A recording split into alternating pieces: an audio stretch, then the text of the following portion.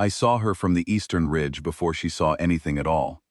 The frost road from the southern pass runs long and flat before it curves up into Ashfeld's gate yard, and I had been on the ridge since before dawn, checking the boundary markers my wolf had been restless about all week.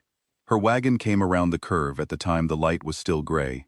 A single horse, no outriders, a trunk roped to the back that was not large enough for someone who intended to stay. I watched her pull the horse to a stop at the gate yard and climb down before the wheel had finished settling. She did not look for a hand to help her. She stood in the frost yard for a moment, her cloak the wrong weight entirely for a northern winter, too light, too southern, the kind of wool that would be warm enough for the border hills but would do nothing here by the third week of the season, and she looked at the hold. I had managed Ashfeld for 2 years. I had watched it in every light. I knew the way a person met this place for the first time. The flinch at the cold, the second look at the stone, the small recalculation in the eyes that said, "This is larger and harder than I expected." She did none of that. She stood in the frost yard and looked at Ashfeld the way you look at something you have agreed to be responsible for, which is different from looking at something you want, and also different from looking at something that frightens you. Then she pulled her cloak tighter, picked up the small case at her feet, and walked toward the hold's door. I told myself it meant nothing. I was not here for this. I went down from the ridge. Her name was Mara. She was a southern border woman, and she had inherited Ashfeld from an uncle she had met twice. She told me this at the hold's table over the first meal, plainly, without apology for not knowing more about the land she had just arrived to claim. She had the deed in her case. She had read everything written about Ashfeld she could find before making the journey, which was not much. She knew the boundary disputes with Lord Caston of Fellmark, and she knew they were serious, because his letters to the hold had preceded her by a week, and the tone of them was not that of a man who expected to lose. I had read those letters too. I told her I was the landkeeper, Reeve, she could call me, and that I had been managing Ashfeld's day-to-day affairs until the inheritance was settled. That was true. I did not tell her the rest of it, and she did not ask in a way that required an answer. She simply said she was glad someone knew where things were, because she did not, yet, and she would need to learn quickly if she was going to be useful. That word, useful. Something in me that had been moving at a slow, careful distance from everything since my Luna died, 2 years of managed absence, of attending to practical things because practical things did not ask anything of the place in me that still hurt, went not still but stiller, like a sound you have been living with so long you forgot it was a sound, and then it changes by one note and you notice. I showed her the wolf runs first, because the wolves would tell me what I needed to know.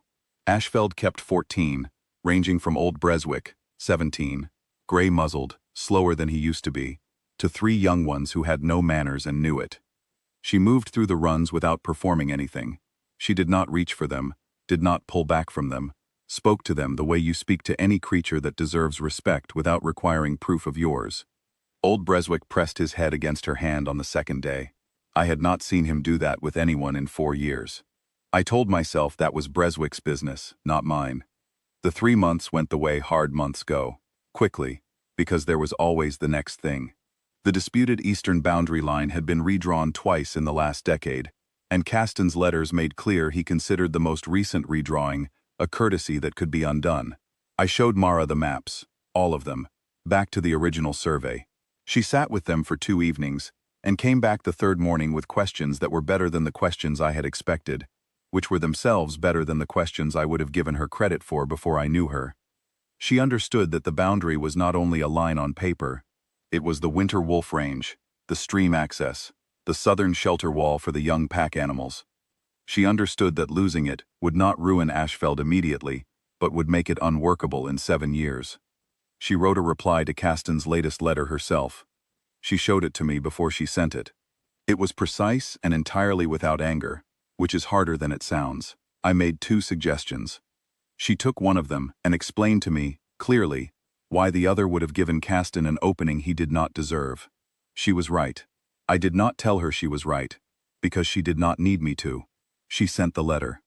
There was a morning in the 2nd month, frost heavy on the outer wall, the light still flat and silver, when she came into the courtyard, carrying 2 cups of the dark southern tea she had brought in her trunk, which was apparently a habit she was not willing to give up, and handed one to me without being asked, and without making anything of it, and went to look at the Wolf Run gate latch that had been sticking. I stood in the cold with the cup warming my hands, and watched her work the latch loose, and I thought, I am going to have to give this a name at some point. I did not give it a name. I was not here for this. But the bond was already doing what bonds do, which is not ask permission. It was the way a door that has been slightly ajar for a long time finally eases closed. Not a slam, not a deliberate act, simply the gradual settling of weight until the latch finds its seat on its own. I had not felt it before, not like this, the slow arrival of something that does not announce itself, but is simply present one day, in a way it was not before, and you realize it has been present for longer than you noticed. I noticed it clearly the morning she came to tell me that the boundary marker at the eastern stream had been moved. She had ridden out before I was awake. She came back steady, not alarmed, with the marker's old position noted on paper, and the new one noted beside it, and the distance between them measured in her own paces. She put the paper on the table in front of me and said, "Caston's men, I think. Last night, from the depth of the frost disturbed around the base." She was not frightened. She was precise. She wanted to know what I intended to do about it.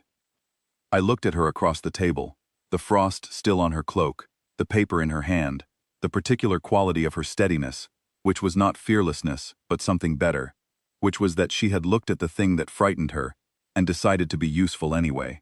And the bond blazed, brief and bright, and entirely without my permission, a warmth behind the ribs that had nothing to do with the fire in the grate. I told her I would ride to the marker that afternoon.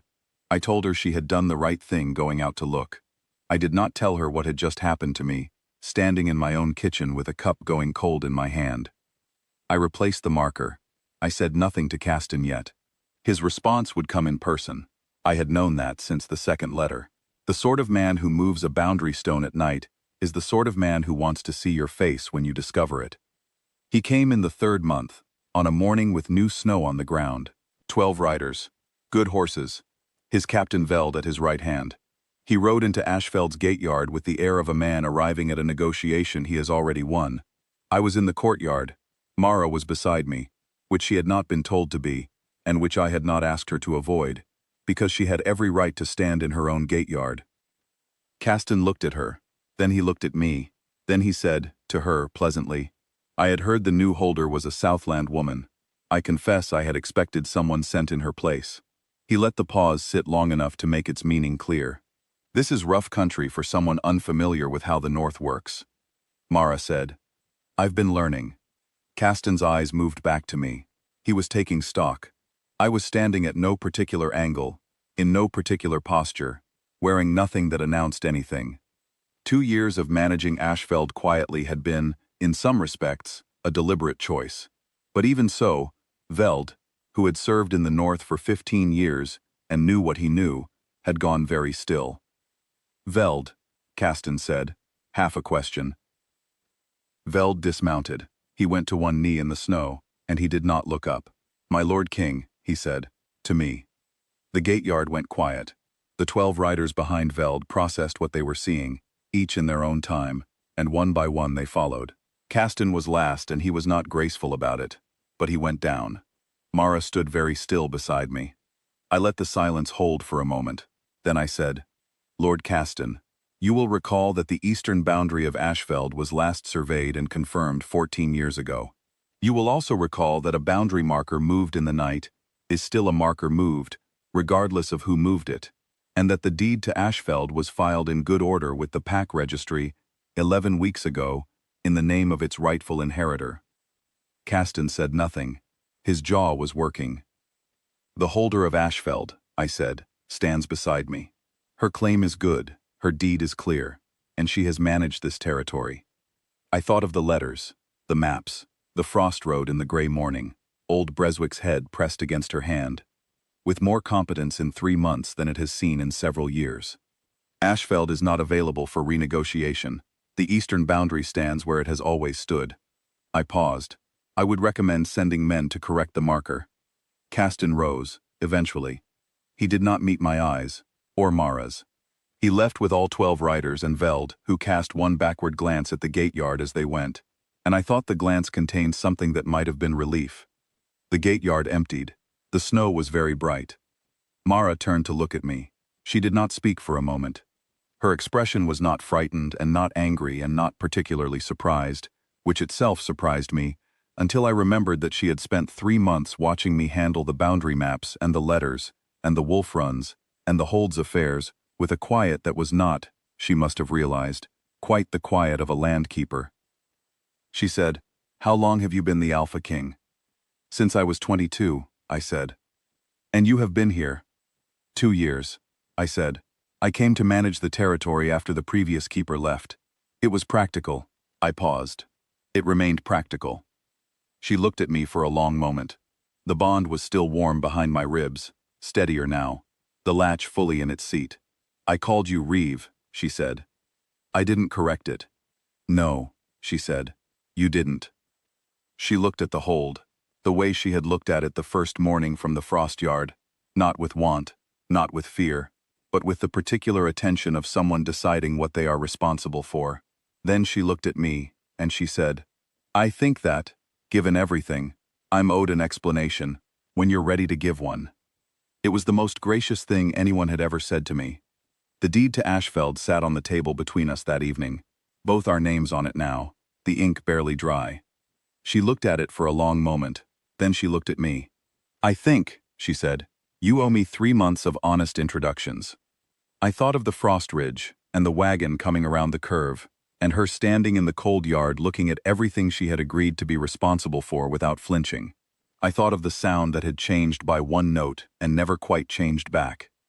"Edric," I said. "My name is Edric. I'm sorry it took me this long to tell you." She considered this. Then she held out her hand, and I took it. Carefully, the way you take something that has been earned by 3 months of maps and frost yards and dark tea at dawn, and something in me that had been slightly open for a very long time finally settled, quiet and complete, into its proper place.